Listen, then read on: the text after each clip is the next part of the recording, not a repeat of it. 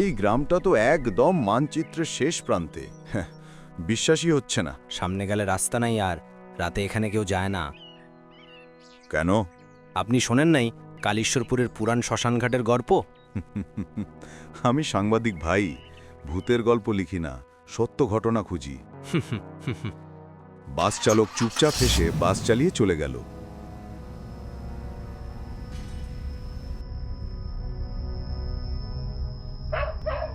আশেপাশে মানুষজন খুব কম, মাঝে মাঝে কুকুরের ডাক শোনা যায়। বেশিরভাগ বাড়ির দরজা জানালা বন্ধ।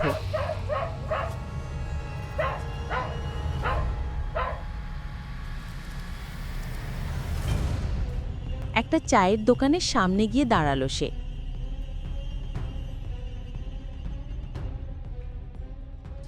ভাই, এক কাপ চা হবে? রাতে চা বানাই না ভাই, সূর্য নামলেই সবাই ঘরে ঢুকে পড়ে। কেন? ভূতের ভয়ে? আপনি মজা করেন? কাল রাতেই তো লাল মাটির রাস্তার পাশে ওই মেয়েটার লাশ মিলল। কোন মেয়ে? নতুন বউ, 3 দিন আগে বিয়ে হয়েছিল। রাতের বেলায় ওর স্বামী নাকি কাজের জন্য বাইরে যায়। সকালে দেখা যায় মেয়েটা শ্মশান ঘাটের পাশে পড়ে আছে।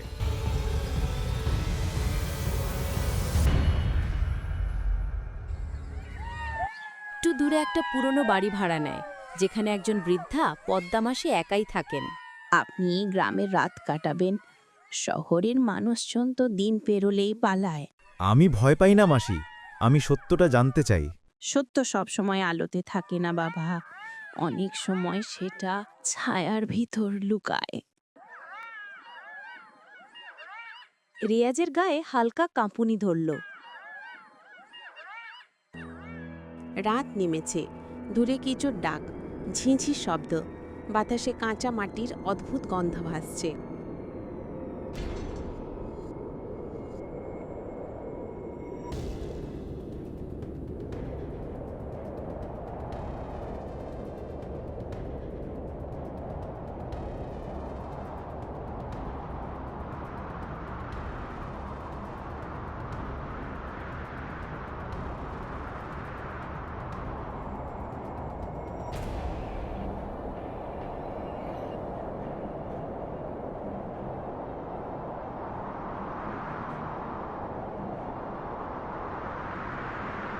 হঠাৎ বাতাস থেমে গেল, দূরে এক মেয়ের হাসির শব্দ ভেসে এলো।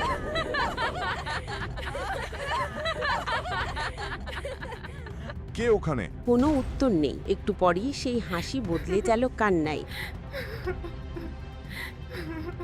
তুমি কেন এসেছো এখানে? তুমি কে? আমার কথা কেউ শোনে না, সবাই ভাবে আমি মরে গেছি।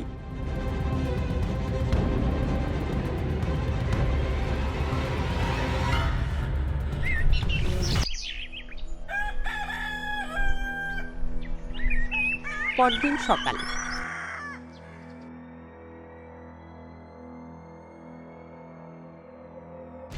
বাবা, রাতটা ভালো কেটেছে তো?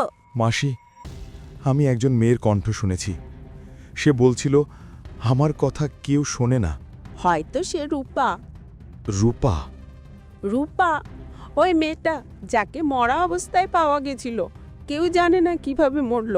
রিয়াজ স্থির দৃষ্টিতে বাইরে তাকিয়ে থাকে। সে ঠিক করল রূপার মৃত্যুর রহস্য সে উদ্ঘাটন করবে। দুপুর, সূর্য মাথার ওপরে। রিয়াজ গেল গ্রামের প্রাক্তন স্কুল শিক্ষক মোবারক সাহেবের বাড়িতে। চাচা, রূপা সম্পর্কে কিছু জানে? রূপা ভালো মেয়ে ছিল, কিন্তু গ্রামের লোকজন বিশ্বাস করে ওর বিয়েটা অভিশপ্ত ছিল। পাত্রের পরিবার লোভী, টাকা না পেয়ে মেয়েটাকে মেরেছে হয়তো। পুলিশ কিছু করেনি? এখানে কেউ পুলিশ ডাকে না বাবা, এখানে ভূতের ভয় পুলিশের চেয়ে বেশি।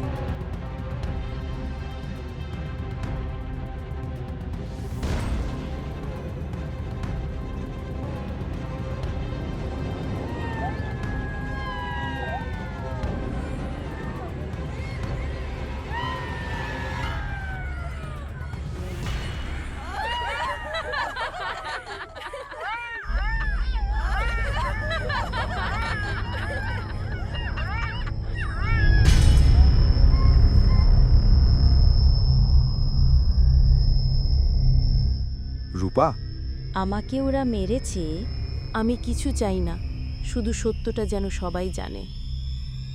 তোমাকে কে মেরেছে? যার সঙ্গে আমার বিয়ে হয়েছিল, সে আর তার মা। রিয়াজের বুক ঠান্ডা হয়ে গেল। তুমি চিন্তা করো না, আমি সবাইকে সত্যতা জানাবো।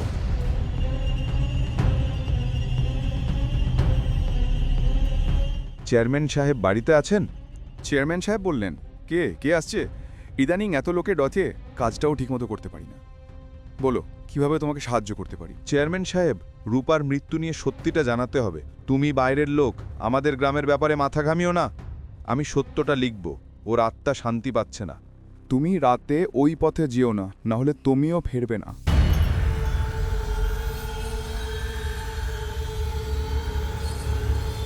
সেই রাতে রিয়াজ আবার গেল শ্মশানে, এবার সঙ্গে রেকর্ডার নিয়ে। বাতাস থেমে আছে, রেকর্ডার অন করে সে বলল, এখানে কেউ আছে?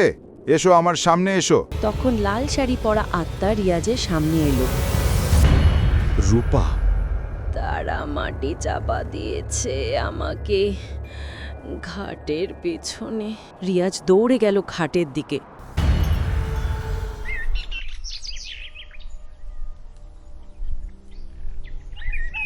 পরদিন ভোরে পদ্মা মাসি ও মুবারক সাহেব তাকে শ্মশানের পাশে পড়ে থাকতে দেখলেন।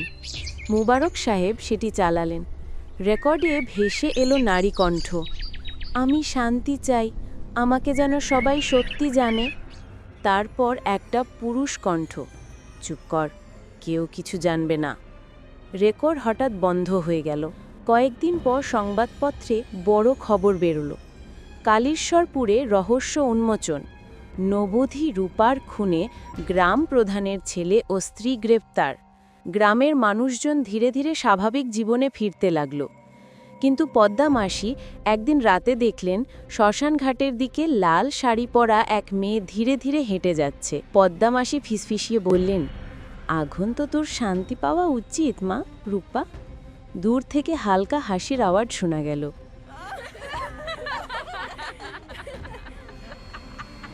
রিয়াদ শহরে ফিরে এসে রিপোর্ট লিখল, ভূত নয়, সত্যি ভয়ঙ্কর হচ্ছে মানুষের লোভ।